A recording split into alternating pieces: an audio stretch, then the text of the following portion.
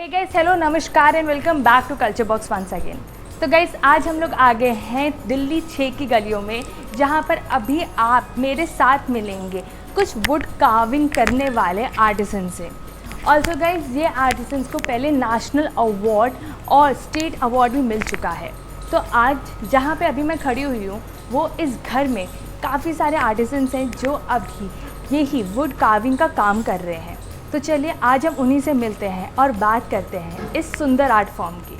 तो गाइस, अब हम लोग आ गए हैं इनकी वर्कशॉप पे, जहाँ पर अभी वुड कार्विंग हो रही है। तो पहले तो ये कार्विंग आइवरी के ऊपर होती थी और स्पेसिफिकली उसी के लिए ही डिज़ाइंस बनाए जाते थे, लेकिन अब ये वुड के रॉ मटेरियल को यूज़ करके इस पे आइवरी की डिज़ाइंस बना रहे हैं, जो कि अपने में ही खास है। तो चलिए चलते हैं और जानते हैं इस पूरे वुड कार्विंग के प्रोसेस के बारे में फ्रॉम अजीत जी।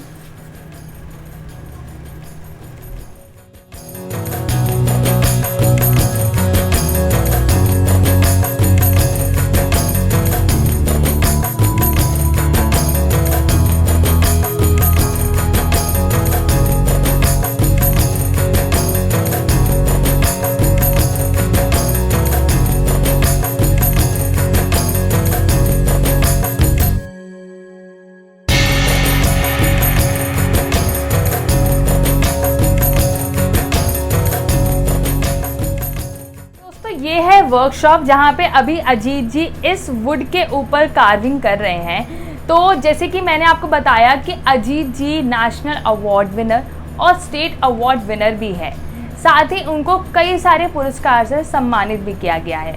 तो चलिए आज हम बात करते हैं अजीत जी से और जानते हैं इनकी थोड़ी लाइफ स्टोरी और जानते हैं कि कैसे किस प्रोसेस से ये इतनी सुंदर वुड कार्विंग करते हैं। आप युवाओं को नमस्कार। आपने मेरी स्टोरी कवर कर रहे हो, मुझे धन्यवाद आपका।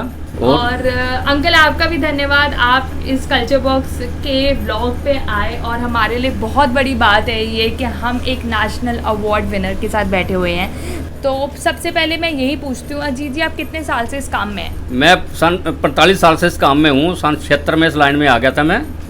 और मैं हाथी दांत का काम था हमारा, आइवरी का। और आइवरी जो है 90 में बैंड हो गई थी। उसके बाद में हम सैंडलवुड में आ गए। सैंडलवुड में वही काम करने लगे। और उसके बाद में जब सैंडलवुड महंगा होगा, वो बिकना बंद हो गया, तो हमने प्योर वुड में आ गए। और इस टाइम हम वुड में ही काम करते हैं। उसी में मुझे अवार्ड मिले हैं।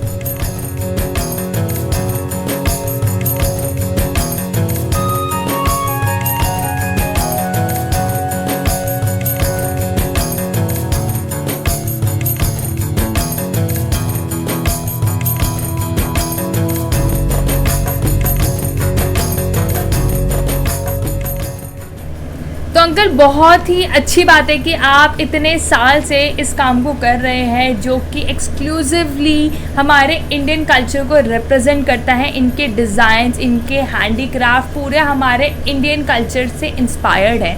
तो मैं ये पूछना चाहूँगी अजीत जी, क्या आपका जनरेशन से ये काम चला आ रहा है या फिर आपने किसी और से ये काम सीखा? नहीं, मैंने किसी और से काम सीखा है जी। अच्छा, तो आपका ये कैसी स्टोरी रही इस यहाँ तक आने की? मेरे को काम की ज़रूरत थी, मैं दिल्ली आया। मैं पंजाब से दिल्ली आया था। और जब मुझे कोई काम की तलाश थी, फिर मुझे ये काम अच्छा लगा। उस टाइम इसमें कमाई अच्छी थी। तो मैंने किसी को रिक्वेस्ट की, उसने मुझे काम सिखाया। और वहाँ काम से वहीं फिर बैठ के काम करने लग पड़ा। वहीं काम चलता रहा ऐसे।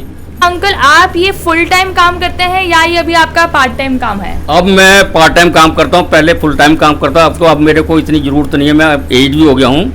68 का हो गया हूँ मैं। और इस टाइम मैं अब सिर्फ टाइम पास करने के लिए काम करता हूँ। अब ज़्यादा फुल टाइम काम नहीं करता मैं। बिल्कुल। तो दोस्तों, जब हम लोग यहाँ पर आए थे तो हमने भी अजीत जी से स्पेसिफिकली पहले अपॉइंटमेंट लिया, क्योंकि इनका एक रूल है कि ये सुबह 10:30 से सिर्फ 2:30 बजे तक ही काम करते हैं और उसके बाद इनकी खुद की अपनी पर्सनल लाइफ स्टार्ट हो जाती है। तो हमारे को बड़ी मुश्किल से अजीत अंकल से हमें अपॉइंटमेंट मिल पाया एंड फाइनली आज हम इतने सुंदर हैंडीक्राफ्ट पीस को अपने सामने बनते हुए देख पा रहे हैं। तो अजीत जी, जैसे कि अभी हम देख रहे हैं ये हैंडीक्राफ्ट प्रोडक्ट जो हमारे सामने पड़ा हुआ है, ये आइवरी के इसमें डिज़ाइंस के इंस्पिरेशन है और ये रॉ मटेरियल वुड पे है। तो इसके बनाने का प्रोसेस क्या होता है? आप स्टार्टिंग से ज़रा हमारे व्यूअर्स को बताइए। ये पहले हम खारी वाड़ से लकड़ी खरीद के लाते हैं। उसके बाद में जो जिस हिसाब से हमें पीस बनाना, उसी हिसाब की लकड़ी लाते हैं। उसी हिसाब से फिर आगे काटते हैं उसको। और जो पीस बनाना, जो आइटम बनानी है, फिर उसका शेप देते हैं, उसके ऊपर फिर हम कार्विंग करते हैं। और जब आप लकड़ी लेकर आते हैं काटने के बाद, आप जो उस पर डिज़ाइन बनाते हैं, सबसे पहले आप पेंसिल से ड्रॉ करते हैं? हाँ, पहले शेप करके उसका जो पीस का जो पूरा स्टाइल बना करके भी इसी हिसाब से पीस बनाना, उसके पे जो हमने डिजाइन बनाना वो पेंसिल से उसको ड्राइंग बनाते हैं, उसके बाद में फिर उस पर हम काम करते हैं। अच्छा, और अंकल ये जो लकड़ियाँ हैं, ये कौन कौन सी लकड़ियों पे आप काम करते हैं? अब तो सिर्फ लोग काठ की लकड़ी पे करते हैं, पहले अगोनी पे भी होता था, संदलवुड पे होता था, और लाल चंदन बोलते हैं उसको, मैं उसकी इंग्लिश में याद नहीं आ रही है, तो उस पर भी होता था। तो अंकल आपने इतने सारे वुड के नाम बताए जिस पे ये कार्विंग होती है, उसमें से एक संदलवुड भी हमने सुना, तो आपने संदलवुड पे काम करना क्यों बंद कर दिया? पहले ज़्यादातर संदलवुड पे ही काम होता, जब आइवरी बाइंड हुई थी तब उसके बाद में संदलवुड पे काम होता था, क्योंकि उसमें फिनिशिंग अच्छी आती है और उसमें मजबूती, उसमें ऑयल होता है लकड़ी में। लेकिन संदलवुड महंगा इतना होता गया, उसकी आइटम बिकनी बंद हो गई। आज लकड़ी के रेट संदलवुड के 12,500 से लेकर 20,000 रुपये किलो तक के हैं। अब इतनी महंगी लकड़ी लेने के बाद, उसके ऊपर कार्विंग करने के बाद, और पीस बहुत महंगा पड़ जाता, फिर कोई खरीदता नहीं, उसका ग्राहक नहीं मिलता। इस कारण उस पर बंद कर दिया। भाई चीप लकड़ी है, 100 रुपये किलो, 150 रुपये किलो की लकड़ी होती है, इस पर फिर अपना काम की इसके पैसे मिल जाते हैं, बिक भी जाती है, और वो महंगी चीज़ बिकती नहीं है, इसी कारण इस पर करना चालू कर दिया। क्या करें? तो अंकल जी ये डिज़ाइन बनाने के लिए, जो कि इतना गाइस हम लोग देख रहे हैं कितना इंट्रिकेट डिज़ाइन है, इसके तो औजार भी बहुत महंगे आते होंगे और साथ ही बहुत अलग टाइप के औजार होते होंगे ना? हाँ, हर एक पीस में कई तरह के औजार लगते हैं, वो हर तरह के औजार अपने हाथ से हमें बनाने पड़ते हैं, जिस हिसाब से हमें चाहिए होते हैं उसी हिसाब से हम बनाते हैं उस औजार को। अच्छा। अपने हाथ से तिल्ली को रगड़ के अपने हिसाब से उसका शेप देकर उसी औजार बनाए जाते हैं। अंकल जी क्या आप मुझे वो औजार दिखाएंगे जिससे आपने कार्विंग करी है? हाँ बिल्कुल, ये रखे औजार। तो गाइस ये है वो औजार जो कि अंकल जी ने अपने हाथों से बनाए हैं। इसमें से एक एक औजार उन्होंने खुद कार्व करा है। तो आप देख सकते हैं ये अलग अलग डिज़ाइंस के हैं जो कि अलग अलग कार्व करने के लिए, वुड को कार्व करने के लिए यूज़ किए जाते हैं। तो अंकल जी औजार बनाने का तरीका क्या है? औजार को पहले, जैसे आम ये औजार हैं बर वगैरह, इनको उस अपनी मशीन के साइज का रगड़ लेते हैं, घिस लेते हैं, और जो साइज मोटी होती है उसमें हमने उसका दांते फाड़ते हैं, दांते बनाते हैं, या जो पीट के बनाना पीट के बनाते हैं, उसके बाद धार लगाई जाती है। धार इनकी बार बार मरती है, बार बार धार लगानी पड़ती है इनकी, क्योंकि एक बार में घंटा 1.5 घंटा काम करता है एक बार औजार, एक बार धार लगाया, उसके बाद फिर दोबारा धार लगानी पड़ती है इनको। औजार बनाने में काफ़ी टाइम लगता है। हाँ। तो इसका मतलब ये है कि अगर ये अपने ही तरीके से औजार बना रहे हैं, इनके खुद के डिजाइन से, तो ये कॉपी होने का तो कोई मतलब ही नहीं बनता। इनका क्या कॉपी होना, योग जैसा ये काम है, हर जो काम करता है उसको पता होता है ये कैसे औजार बनाने हैं। हाँ, उसी हिसाब से औजार बनाता है, क्योंकि जैसा उसको जरूरत होगी, किसी से क्या बनवाएंगे, हमें जरूरत है छोटे औजार की, बड़ा बना दिया तो उसको कैसे काम नहीं आएगा। जैसे तक हर स्टाइल, हर औजार के अलग काम है, वो काम कहाँ क्या काम औजार लगेगा, हर काम में उसी हिसाब से औजार बना करके वो लगाया जाता है। और अंकल अगर मैं सिर्फ इसकी बात करूँ, इस हैंडीक्राफ्ट की बात करूँ, तो इसको बनाने में आपको कितना टाइम लगा होगा? ये तो वैसे अब मेरे को 2-3 महीने लग जाते हैं इसमें बनाने में, क्योंकि मैं अब ज़्यादा काम नहीं कर सकता। हाँ जी। वैसे भी इसको 1.5 महीने से पहले नहीं बन सकता ये पीस, तो मतलब रेगुलर काम करने से भी 1.5 महीना कम कम लगेगा इसमें बनने। अच्छा, जैसे कि हमारा ये वुड कार्व हो गया, वैसे तो गाइस अभी पूरा नहीं बना है, लेकिन कंसिडर कर लेते हैं कि अगर ये हमारा पूरा वुड कार्व होके बन गया, इसके बाद का क्या प्रोसेस होता है? देखो बेटा, ये बनेगा, इसके नीचे स्टैंड लगेगा एक, है स्टैंड पे ये खड़ा होता है। उसके बाद में इसकी हम बफिंग करेंगे, बफिंग करके उसको फाइनल करके फिर उसके बाद में तैयार है पीस। अच्छा, कोई इसमें फिनिशिंग करने की कोई ज़रूरत होती है, जैसे कोई लुब्रिकेंट लगाने की ज़रूरत? क्योंकि जैसे कि हमें पता है कि लकड़ी है तो फंगस लगने का भी डर होता है, तो उसके लिए कोई बचाने? इसमें फंगस नहीं लगती है लकड़ी में। हाँ। और इसमें ये बिल्कुल सूखी लकड़ी होती है, और इसमें सिर्फ बफिंग लगाई जाती है, बफिंग का मसाला लगाया जाता है, सिर्फ और कुछ नहीं लगाया जाता।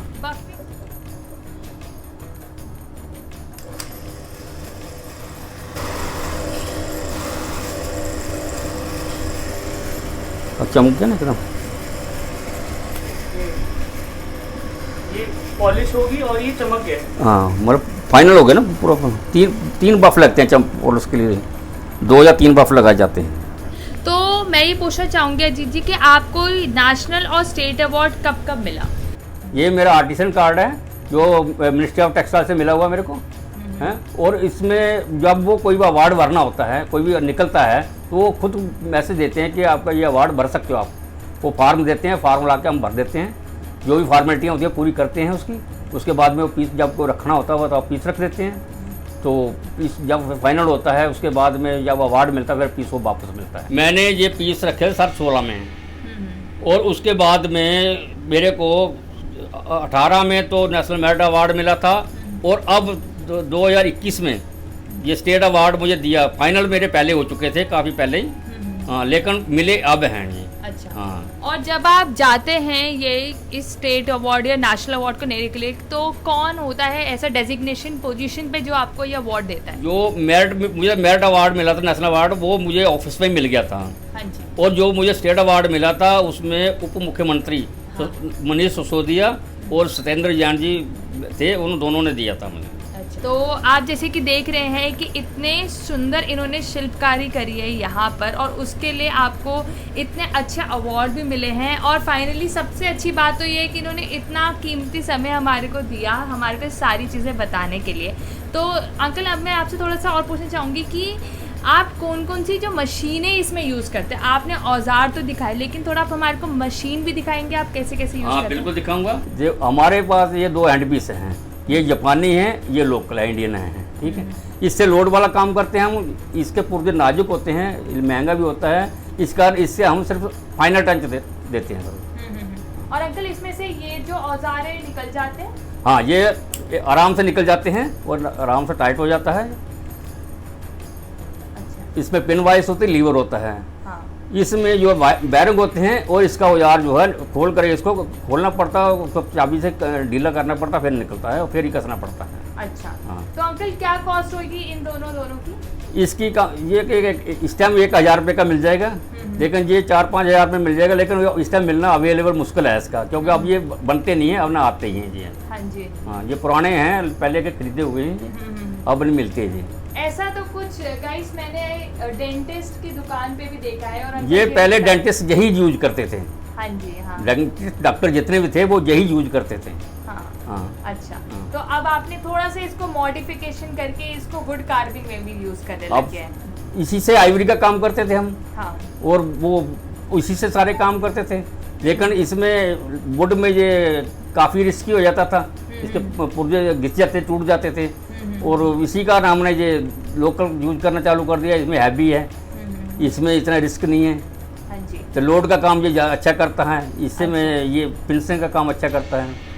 हाँ। तो अंकल, ये तो होगी पतली डिजाइन की। अगर मोटे डिजाइन की बात करी जाए तो उसके लिए भी अलग औजार होता है? उसके लिए मोटा जैसे को शेप करना हमने, उसके लिए अलग मशीन है, अलग कटर है। अच्छा, ठीक। हाँ, ये बड़ा हैंड पीस है, इसे ढुलाई का काम करते हैं। जो पीस शेप करना होता है ये वो इससे करा जाता है। हाँ जी। इसमें बड़ा कटर लगा होता है, और ये बड़े बड़े पीस जो भी शेप करने वो इसी से करे जाते हैं।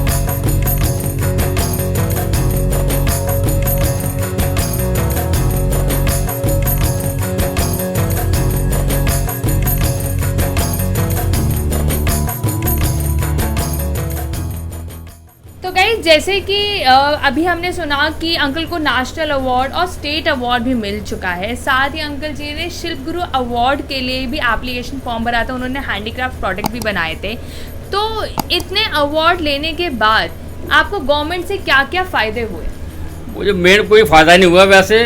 कभी सूरज कुंड में दुकान मिल जाती है 2 साल बाद कहीं, वैसे कोई प्रॉफिट नहीं है, कोई फ़ायदा नहीं है। तो औजारों में या फिर आपको कुछ ऑर्डर लाने में कुछ गवर्नमेंट का कोई हेल्प नहीं मिलती उसकी।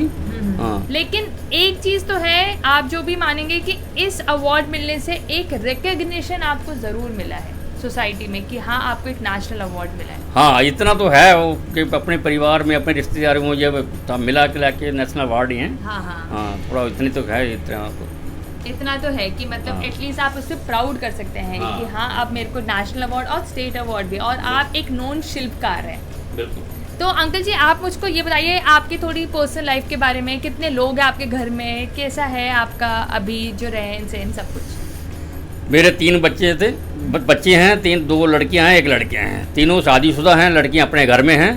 और बहू जो है दोनों सर्विस करते हैं, मेरा बेटा और बहू। और मेरा बेटा जो एसेंचर कंपनी में प्रोग्रामर है। हाँ। बिजनेस एनालिस्ट है, वो मैनेजर है, सीनियर मैनेजर है। और मेरी बहू जो है HDFC बैंक में मैनेजर है। हाँ जी। हाँ। तो अभी वो लोग आपके साथ रहते हैं या फिर कहीं? नहीं, वो दोनों बॉम्बे रहते हैं, मैं जहाँ रहता हूँ, लेकिन वो पूरा ख्याल करते हैं मेरा, ऐसी बात नहीं, घर का पूरा ध्यान रखते हैं। अच्छा। हाँ। तो इसका मतलब ये है कि अंकल ऑलरेडी काफ़ी वेल सेटल्ड है। हाँ, शिल्पकार है, लेकिन गाइस ज़रूरी नहीं है कि हर शिल्पकार की कंडीशन एक जैसी हो। कुछ अच्छे भी शिल्पकार हैं जिनकी काफ़ी अच्छी लाइफस्टाइल है।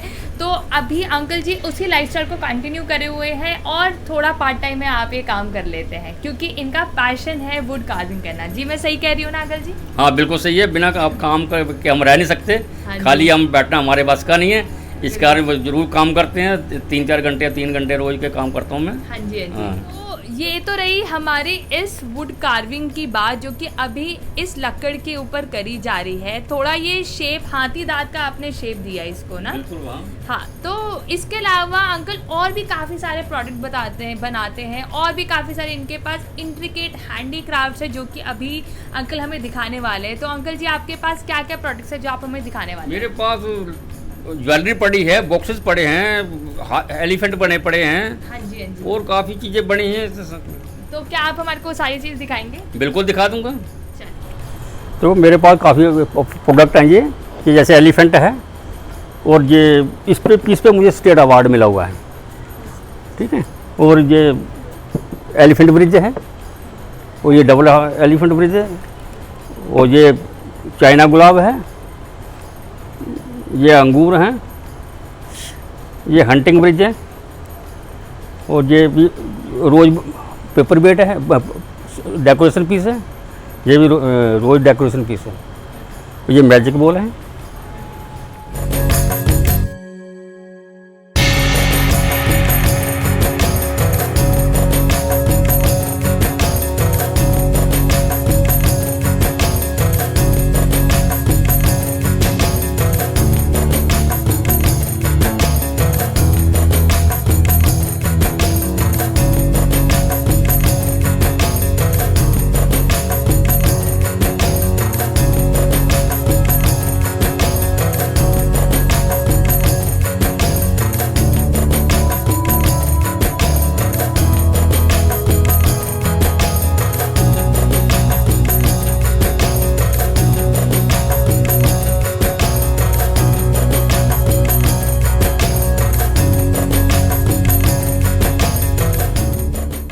वैसे तो अंकल काफ़ी सारे प्रोडक्ट्स बनाते हैं, लेकिन उनमें से कुछ जो एक्सक्लूसिव प्रोडक्ट्स हैं वो हम आपको दिखाते हैं। जैसे कि ये सारे यहाँ पे ज्वेलरीज आइटम रखे हुए हैं, जो कि मोस्टली यहाँ पे वुड में और या फिर सैंडलवुड में भी पड़ा हुआ है।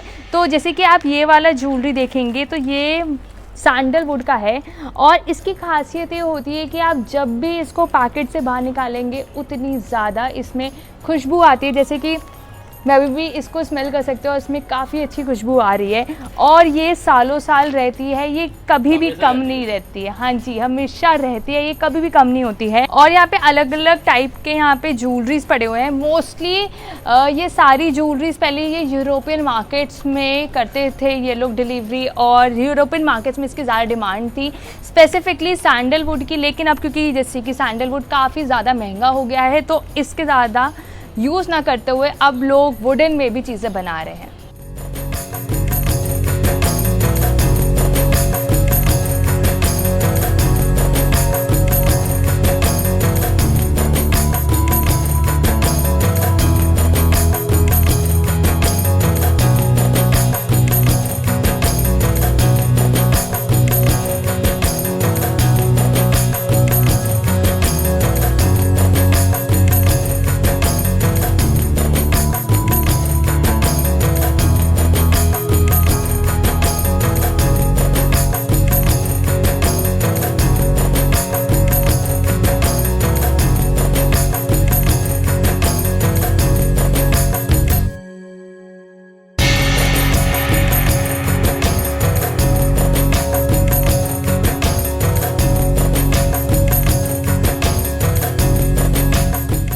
हमने काफ़ी पुराने मूवीज़ में देखा होगा, या फिर कश्मीर के घरों में भी हमने देखा होगा कि वहाँ पे लकड़ियों की स्क्रीन लगाई जाती है।